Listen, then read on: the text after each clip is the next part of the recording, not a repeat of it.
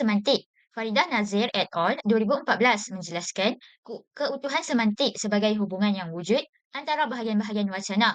Keutuhan melibatkan hubungan-hubungan antara klausa dengan ayat yang terdapat dalam hasil penulisan. Jadi keutuhan semantik terbahagi kepada dua jenis, iaitu yang pertama hubungan semantik antara bahagian-bahagian wacana.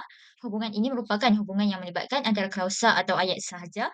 Dan yang kedua, kesatuan latar belakang semantik.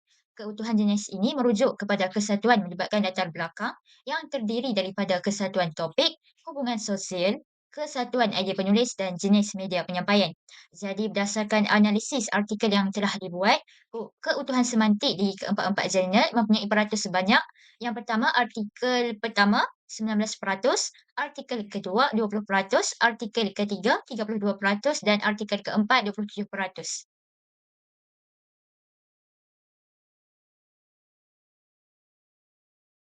Contoh hubungan semantik di antara bahagian-bahagian wacana. Yang pertama, iaitu hubungan sebab dan akibat.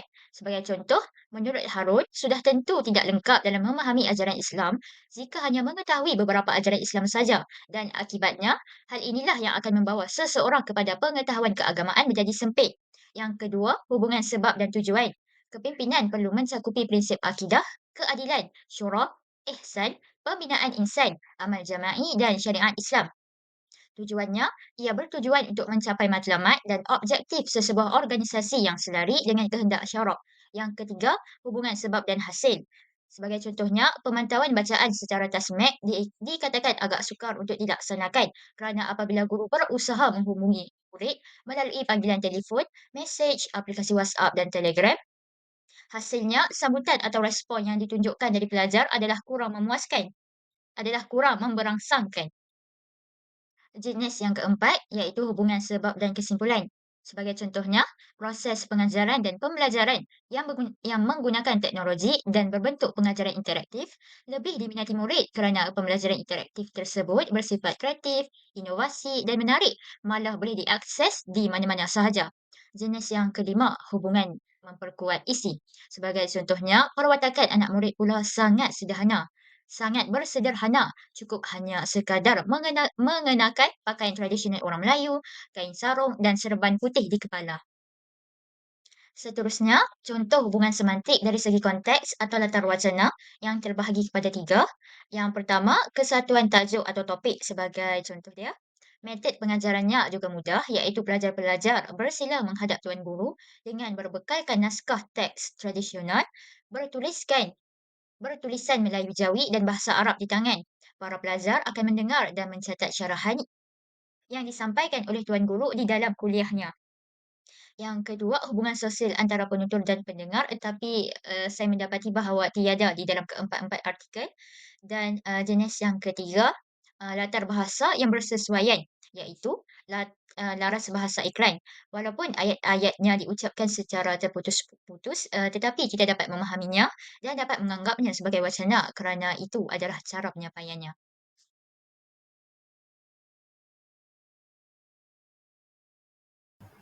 Okey. Untuk slide ini kita akan bincangkan berkenaan dengan aspek keutuhan fonologi. Kita ada tiga aspek. Yang pertama hentian suara. Yang kedua nada suara. Nada suara tu tinggi atau rendah suara seseorang. Yang ketiga intonasi suara. Intonasi suara ni dia berbeza, dia ikut ayat perintah, ayat tanya, ayat memujuk, ayat penyata dan sebagainya. Dia ikut keadaan ayat tu. Kalau macam ayat tanya kan ada intonasi macam bagaimana, macam tu. Kalau macam penyata kan intonasi dia mendatar je. Dia ni berperanan sebagai penanda dan pemisah frasa. Dia macam bagi nampak, ayat tu nampak je flow dia. Okey, yang slide ni pula kita akan cakap pasal keutuhan fonologi. Macam tadi yang saya kata, fonologi tu dia macam ke arah bunyi, nada suara, hentian suara. Tapi sebenarnya keutuhan fonologi ni ada je dalam tulisan. Okey, sebelum saya sentuh kat situ, saya nak cerita dulu pasal unsur-unsur paralinguistik. Okey, apa itu unsur-unsur paralinguistik? Alat yang digunakan untuk memperjelaskan persembahan wacana. Okay, unsur-unsur ni dia terbahagi pada dua, iaitu dalam wacana tulisan dengan dalam wacana lisan. Okay, first dalam wacana tulisan. Macam mana keutuhan fonologi tu kita dapat detect dari segi tanda baca macam noktah, koma, tanda soal, titik bertindih, penutup pembuka kurungan dan sebagainya. Dalam wacana lisan, ni tak ada pun dalam artikel tapi untuk pengetahuan am, kita boleh nampak daripada segi ekspresi wajah, keadaan air muka serta gerakan tangan dan badan yang merupakan alat untuk membantu memahami ujaran. Maksudnya macam bahasa isyarat lah. Macam tu. Okey, sekarang ni kita akan masuk dekat bahagian contoh. Kita tengok untuk empat-empat artikel. Okey, untuk artikel pertama, okay, perasan tak dia ada buat kurungan yang kurungan buka dan tutup. Yang tu saya highlight kan sebab yang tu ialah salah satu keutamaan fonologi. Yang kedua, kalau bawah tu dia kata Allah di dalam surah Al-Jumu'ah ayat 2, lepas tu titik bertindih. Titik bertindih itulah keutamaan fonologi. Okay, untuk yang artikel kedua, kaedah soal jawab akan dijalankan oleh pembantu guru yang dikenali sebagai kepala telaah. Yang fokus kat sini, kurungan yang 2 tu, untuk kepala telaah tu. Yang saya highlightkan kat situ. Okay, untuk contoh yang seterusnya, kan tadi saya ada cakap pasal hentian suara, nada suara, intonasi suara kan. Dekat artikel 3 dengan 4 ni, kita akan nampak contoh tu dengan lebih jelas. Dalam bahasa, dia ada, ada intonasi yang sebenar-benarnya kalau ada koma. So macam mana bacaan dia?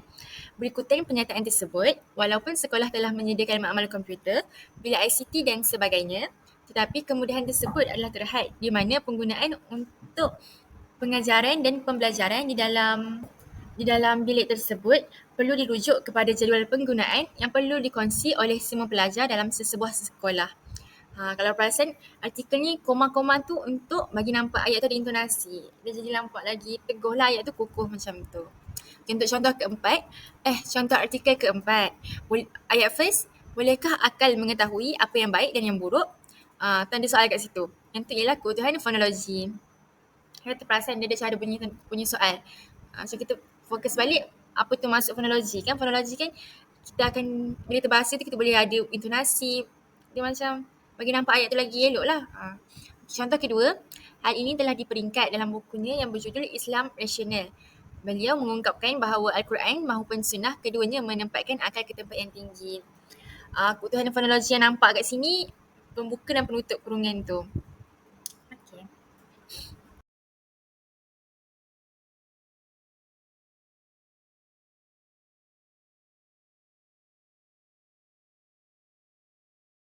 Seperti contoh yang terdapat dalam artikel 1, kesan daripada anasir-anasir tidak sihat akan membawa kebincangan dan kehancuran diri individu, keluarga dan masyarakat yang seterusnya dipenuhi dengan segala penyakit zahir dan batin.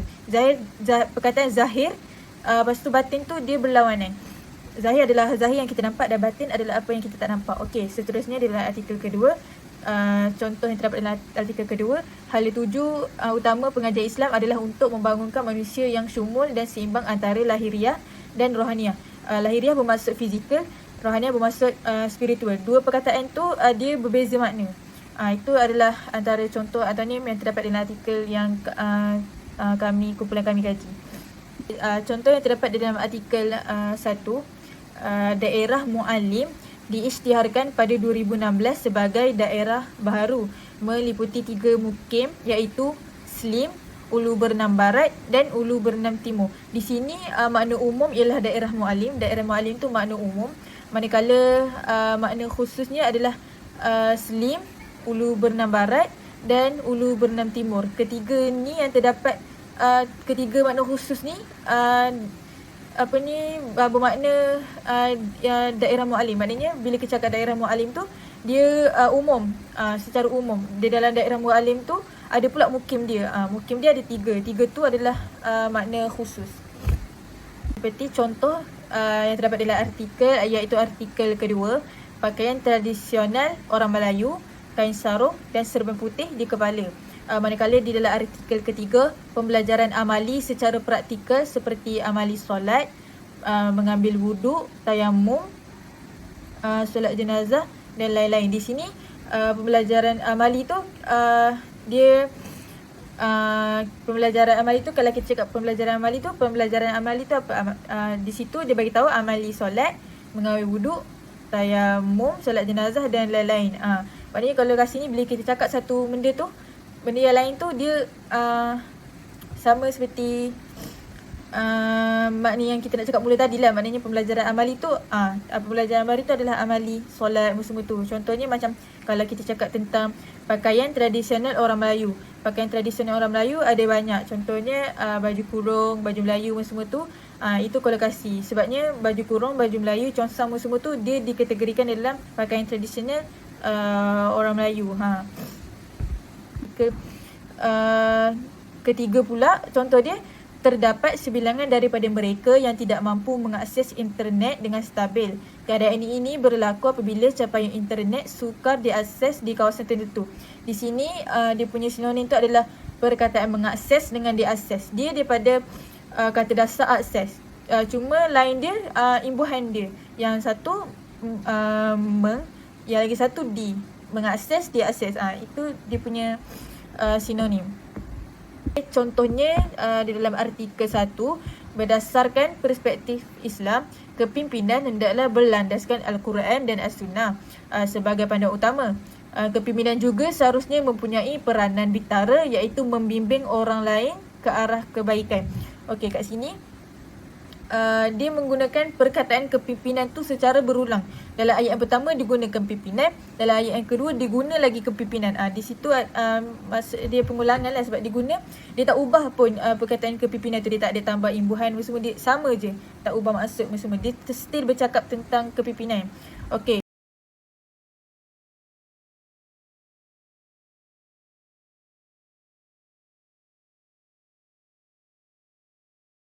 Yang pertama sekali ialah penanda rujukan.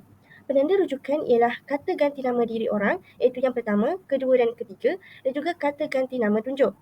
Contoh bagi kata ganti nama orang ialah dalam artikel yang pertama, ayatnya ialah dalam proses pengajaran dan pembelajaran, guru perlu memainkan peranan masing-masing untuk menterjemahkan diri mereka sebagai pemimpin pengajaran di sekolah agar dapat menjalankan fungsi kepimpinan pengajaran secara maksimum.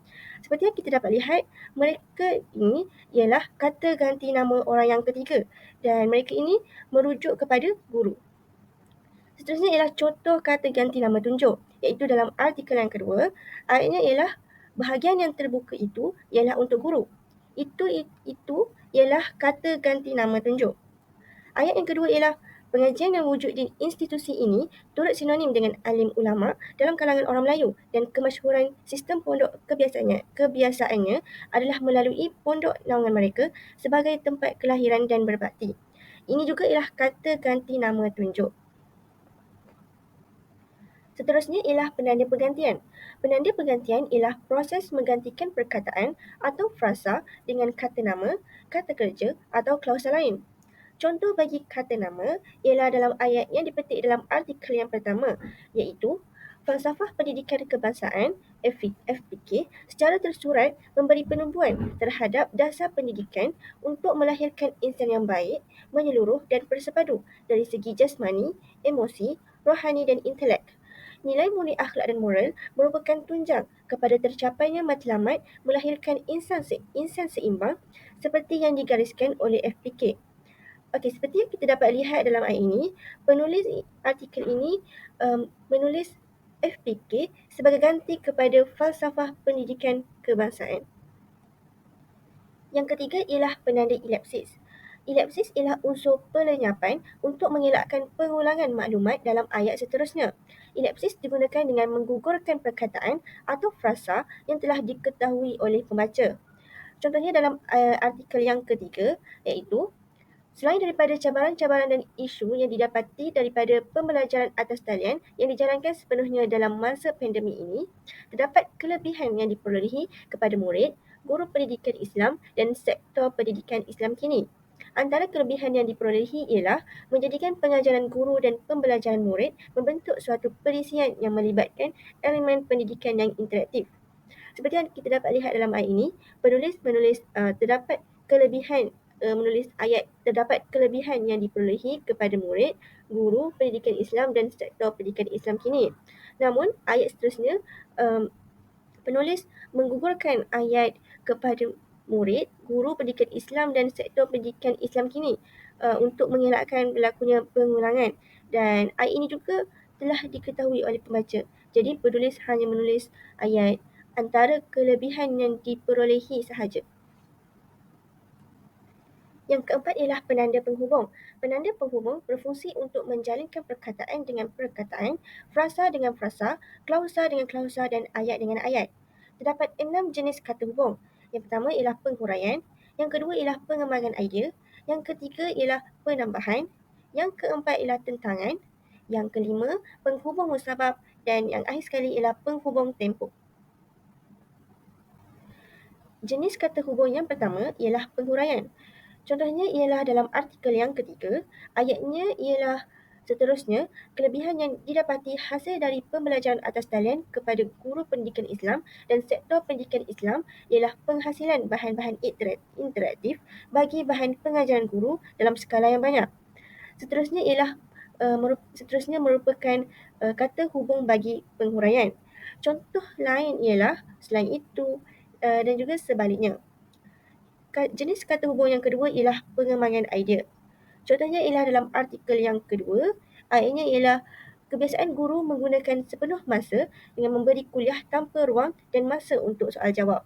Dan itu ialah kata hubung bagi pengembangan idea. Contoh lain juga ialah oleh itu dan juga kerana. Yang ketiga ialah penambahan.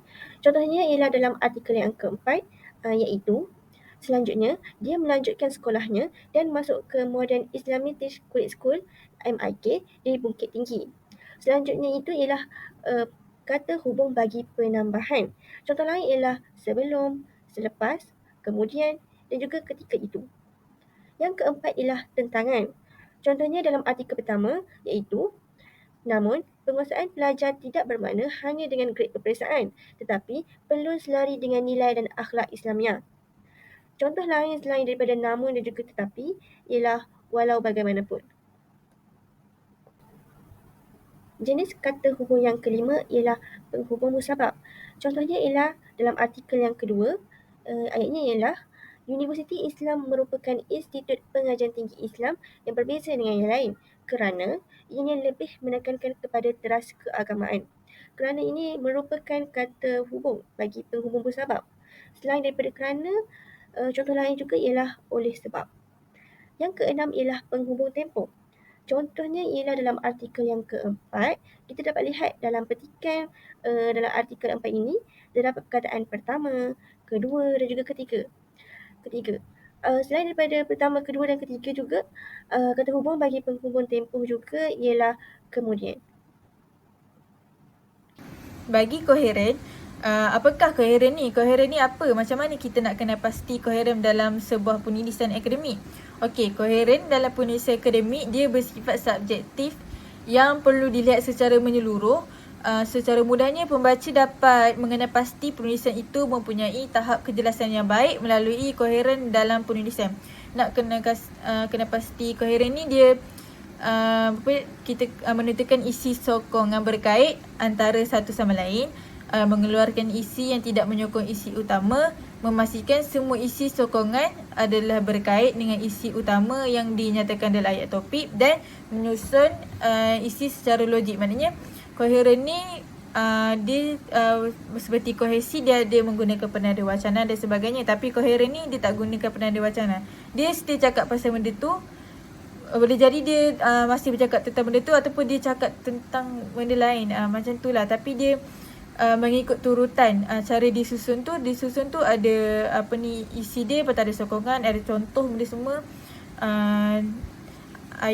Ayat dia disusun secara logik bagi kita pembaca boleh faham apa yang penulis ni cuba untuk sampaikan dengan kita dengan koheren ni. Okay.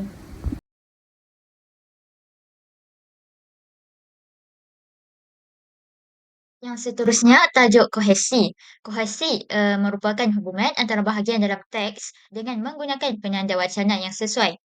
Jadi penulisan kohesif dapat dilihat melalui ciri-ciri berikut, iaitu berbagai-bagai struktur ayat, menggunakan tanda baca yang betul, perenggan dibina dengan baik, penggunaan kata hubung yang tepat, dan yang terakhir, peralihan antara perenggan dengan bahagian-bahagian lain adalah tepat. Jadi kita akan melihat berbagai-bagai struktur ayat. Berbagai-bagai struktur ayat ni maksud dia setiap penulisan ayat jelas pertautannya dan setiap hujah dapat mengekalkan perkaitan wacana terhadap isi utama. Ayat-ayat yang digunakan sentiasa berfokus kepada tujuan untuk memberitahu perkara untuk disampaikan kepada sasaran pembaca. Jadi penulis sentiasa konsisten menggunakan istilah yang positif dan mengelakkan penggunaan slangan dalam susunan ayat. Menggunakan tanda baca yang betul. Tanda baca difahami sebagai simbol yang memainkan peranan untuk menunjukkan struktur dalam penulisan, menentukan intonasi dan jeda dalam proses pembacaan.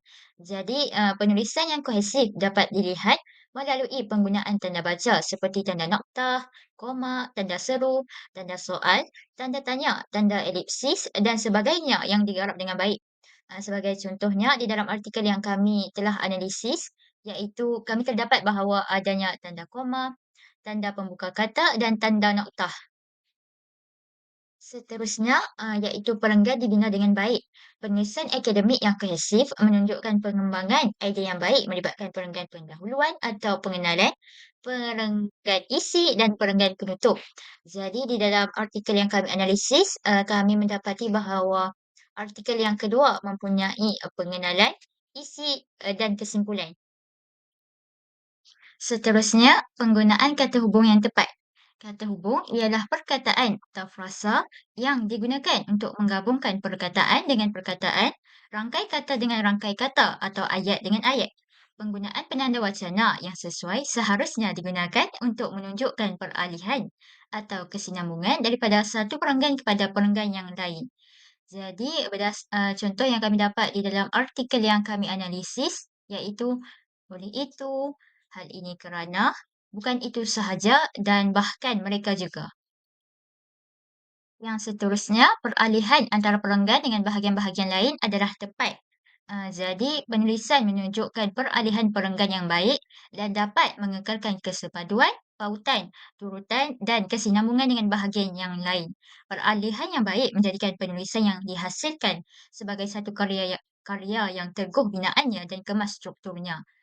Jadi, artikel yang kami analisis, kami dapati bahawa artikel tu mempunyai kata hubung seperti pertama, kedua, ketiga, keempat, kelima dan keenam dan ini menunjukkan turutan dan artikel seterusnya iaitu fasa pertama, seterusnya bagi fasa kedua dan akhir sekali bagi fasa ketiga dan kemudian. Jadi dia adalah turutan dan kesinambungan dengan ayat pada ayat.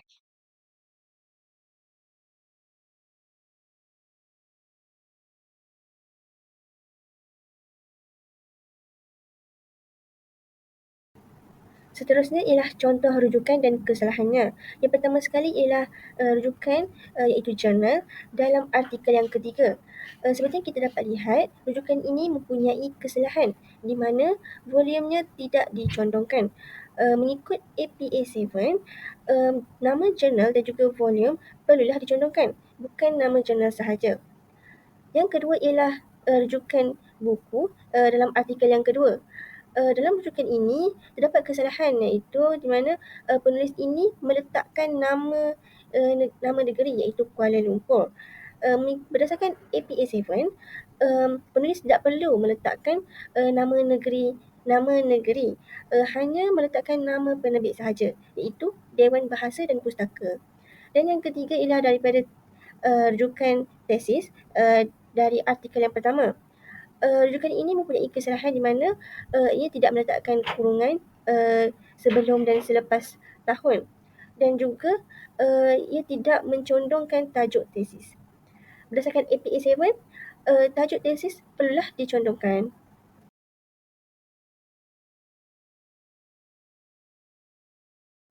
Okey, untuk slide ini kita akan buat analisis artikel yang mana satu yang paling terbaik. So, lepas kami kaji, kami membuat pilihan untuk memilih artikel kedua. Kenapa kami memilih artikel kedua sebagai artikel terbaik dalam kalangan 4 artikel yang telah dianalisis? Saya analiskan kenapa kita kata artikel yang terbaik. Okay, first, sebab artikel yang kedua ni dia kurang kesalahan. Maksudnya kesalahan daripada ejaan ataupun struktur ayat lah yang basic kesalahan. Yang kedua, dia mudah difahami. Maksudnya, artikel ni isi dia disusun elok, lepas tu maklumat yang dibagi semua detail. Ayat pun tak terlampau rumit. Yang ketiga, isu yang dibawa sangat jelas. Maksud kat sini, macam saya cakap tadi lah, dia bagi huraian yang detail bagi setiap isi yang cuba disampaikan. Dengan dengan mengukuhkan lagi dengan rujukan yang pelbagai. Kalau nak tahu, kat sini pelbagai jenis rujukan. Artikel ni ada banyak jenis rujukan.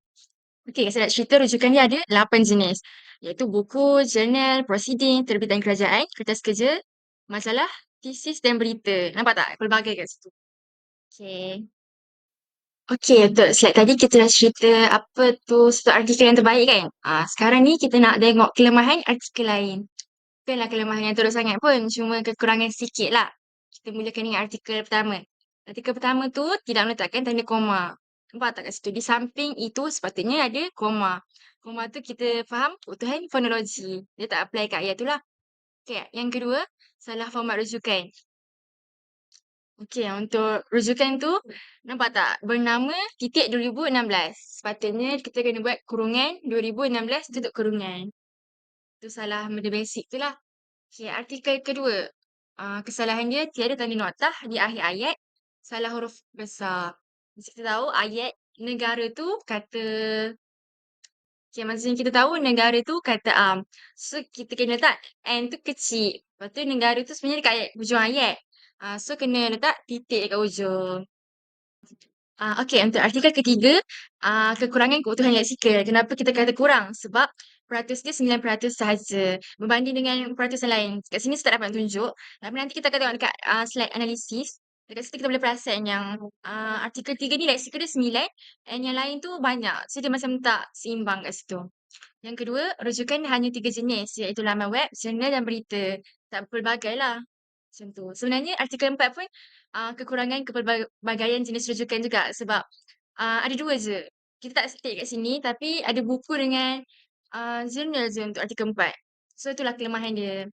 Lepas tu artikel keempat ni banyak kesalahan ejaan. Terlampau banyak jadinya kami tak dapat nak bagi contoh tapi contoh ejaan yang simple salah tu macam tertinggal apa tu huruf terlampau banyak lah kat situ.